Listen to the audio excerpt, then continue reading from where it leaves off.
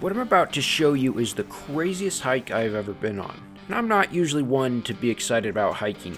It's kind of like exercising. Not that fun.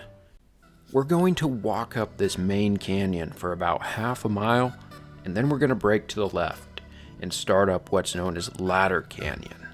This right here is the split off. Once we get in here, it's going to be extremely narrow and the walls get insanely tall.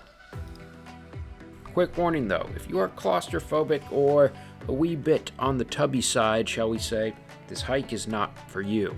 We're coming up on areas where we will have to turn sideways just to fit through because the walls are so close together. Not to mention the ropes, which were absolutely insane. We're actually going to lower ourselves over cliffs with a rope. This is looking out over the area that we just climbed up through.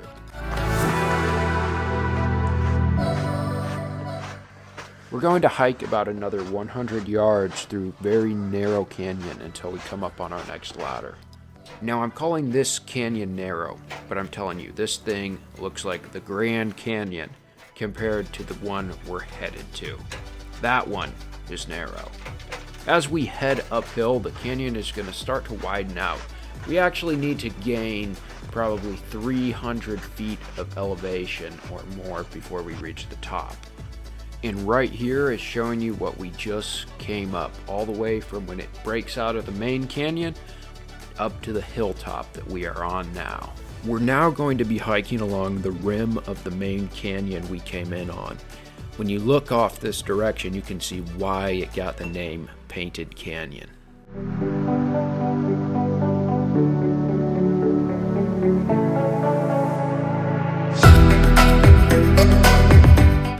Once we get up on top here, we have about a mile to go before we can drop into the canyon with the ropes.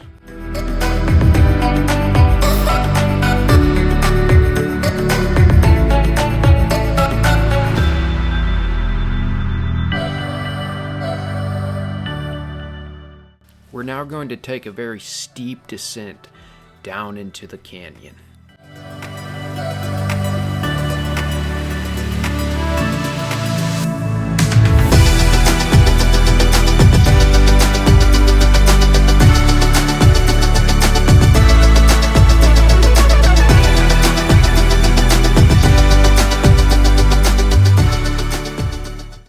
As you come up to this first rope, you've got probably a 22-foot drop to the bottom.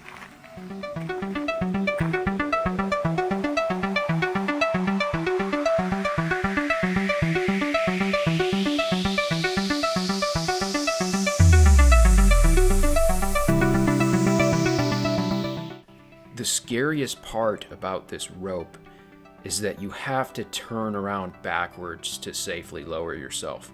You can't see where you're going. You have to feel with your feet.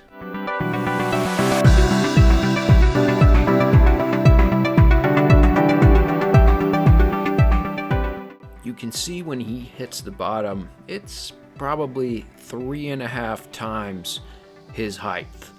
He's about 6 feet tall, so that would put it at just over 20 feet, maybe 21, 22 feet up.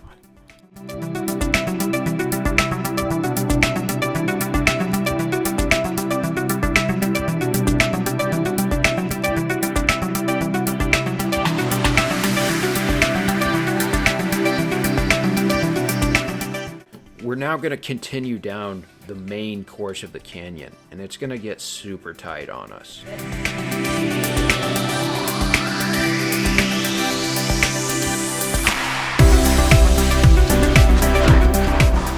This right here is what we're going to be going through now.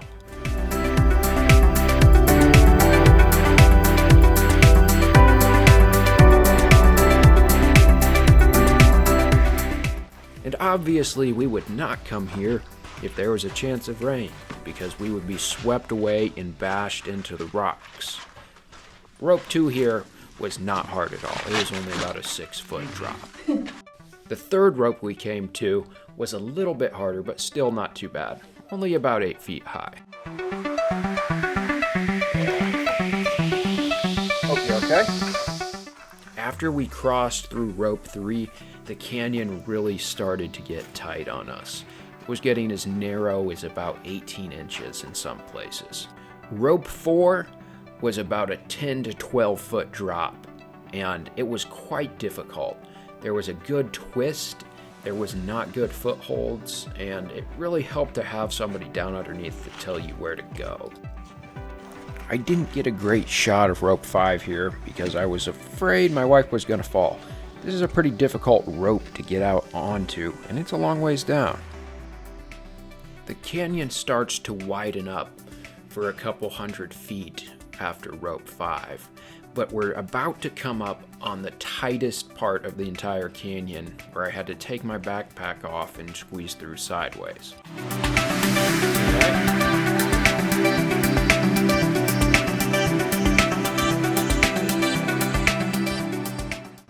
If you can't tell, that is really narrow. We're at about 12 inches at some of these points here. And this right here is the tightest spot of the entire canyon. My wife was able to make it through with her backpack on, just twisting her shoulders. I'm a bit on the tubbier side, so I had to shed the backpack and shimmy through.